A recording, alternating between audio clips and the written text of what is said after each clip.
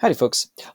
Next comma lesson that we're going to learn is how to identify and punctuate commas in lists.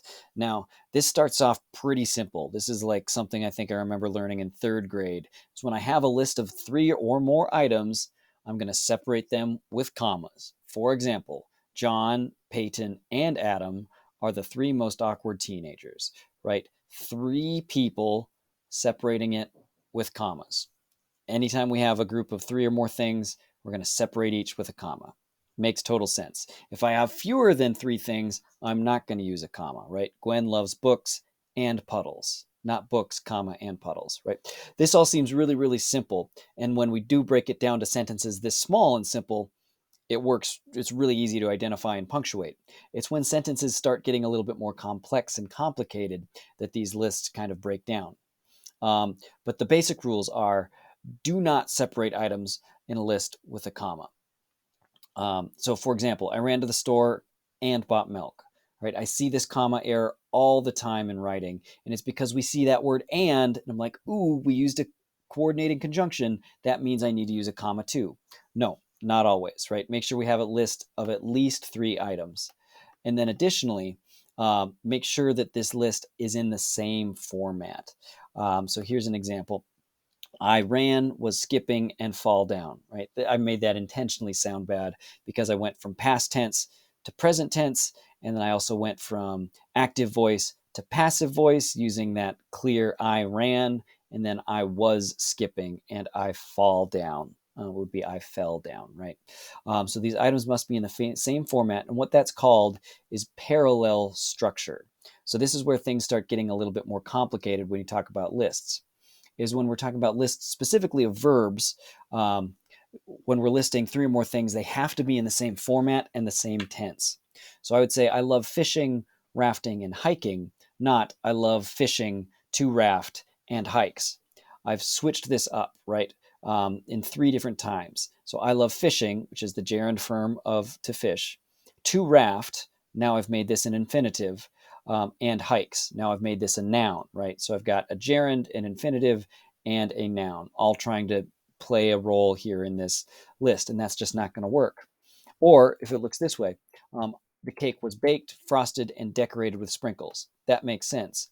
Not the cake was baked, frosted, and I put some sprinkles on it, right? Now I've started a separate sentence, a separate independent clause, and now I would need to change this to say the cake was baked and frosted, and I put some sprinkles on it, and it just gets a little awkward.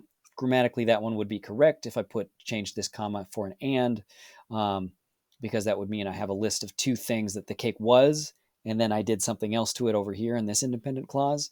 But it's probably just better just to put these all together in one easy parallel structured list. So again, these sentences are pretty easy to identify, but what happens when I start taking a look at a sentence like this? I want you to press pause, and I want you to figure out if this list is in parallel structure or not. Did you find it? Is it easy to point out? No, not really. It's a long sentence. It's a complicated sentence. Um, there's a lot going on here, not just a list. So when I talk about lists and like we got to punctuate them correctly, this is what I'm talking about. Is I want you to be able to build complex sentences like this that still are grammatically correct.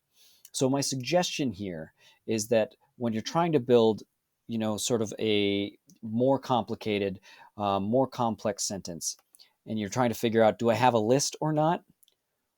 Find where that list starts and identify it this way. Because when I start breaking this list down, um, supporters of standardized tests say that these types of assessments, okay, here's where my list starts. What do these types of assessments do? Well, they build continuity, they provide a fair playing field, and they remove subjectivity, right? Those are the 3 things that standardized assessments do: build, provide, remove. And then all this other extra stuff is just kind of additional information that flows with the sentence to like get more specific and nuanced in my writing. And that's what we're building towards, right? So this is in parallel structure, but I did need to kind of find out where my sentence or my list started. And then your test to see if it's parallel is if you can kind of move things around. So I could put this list almost in any order. that these types of assessments provide, remove, build, build, remove, provide. Any of those work. So I know that all of these are the same format and the same type of verb. All right. So a quick review, make sure your lists are it's called parallelism in a sentence, or parallel structure, right? Everything that you're listing is in the same format, same tense. And then the trick to doing that is to identify where your list starts and then count your list items. Make sure you have at least 3 of them. If you don't have 3, you don't need commas. All right. I've got a couple of sentences here, and these are some dumpster fires. So I've got a little picture of Flamey, my burning dumpster over here. So I want you to try to identify these and correct these sentences. This isn't just going to be like, I need to put in a comma or I need to change one word. You might need to break these sentences up a little bit. And so I'll give you a second to do that. Press pause. Did you do it? All right, let's actually fix these together. So Ellen likes hiking, the rodeo, and to take afternoon naps, right? So this is not in parallel structure because I would need to match at least one of my list item types here. So let's switch this up. Let's make these all nouns. So Ellen's likes hikes, the rodeo, and afternoon naps, right? Those are all things. Those are all things that Ellen likes, right? They're not verbs, things that she does. They're things that she likes. All right, so in class, during soccer, and at work, Billy tries his best, gives his all, and working harder than anyone else. Like I said, dumpster fire. So let's start with this introduction. And this is a little tricky because I've hidden another comma in here that you needed to add. So there's a comma that goes right here. And what actually I have is I have a list as an introduction to a sentence. So I would say, in class, during soccer, and at work. And this list is in parallel structure because they're all prepositions, in, during, and at. So this is kind of describing where this happens, right?